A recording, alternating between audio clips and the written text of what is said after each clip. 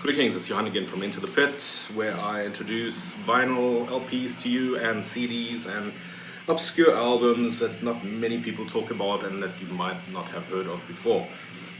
So if you like my videos, drop me a like below, follow me on Instagram as well and TikTok.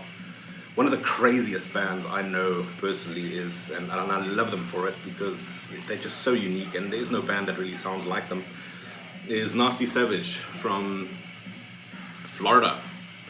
Now this band was around before Morbid Angel and those bands even existed, and members of those said bands that later on became the big death metal movement actually went to these shows and got influenced by this band, because this band and Sabotage and I don't know, probably one or two others were then the bands in Florida, you know, and only later did the big death metal wave hit that come out of that area.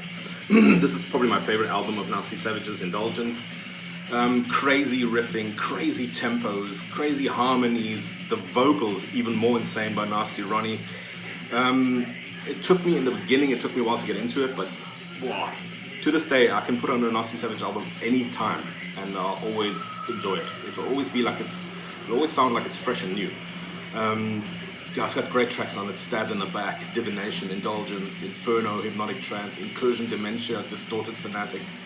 Really cool, and you see the lineup here on the back. But a band that sadly never got the recognition they deserved. Nasty Ronnie was known for smashing TVs on his head on stage, and he took a lot of influences from Wendy O. Williams and the Plasmatics. And he was also heavily into wrestling, so you can imagine the live show. It was blood and just crushed televisions and wreckage.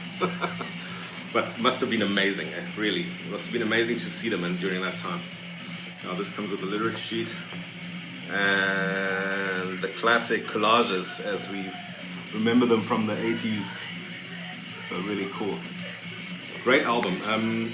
The mini album, the debut, I don't find that strong. A lot of people love the debut. There was a mini album, Abstract Reality, which I think is great. Then the follow-up was Penetration Point, which I also enjoyed quite a bit. And the last album they did after a reunion was Psycho Psycho, which I think is also fairly good. Doesn't quite touch this one, but yeah.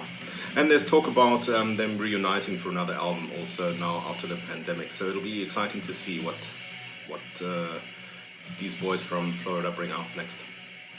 Hey, enjoy the week and rock on.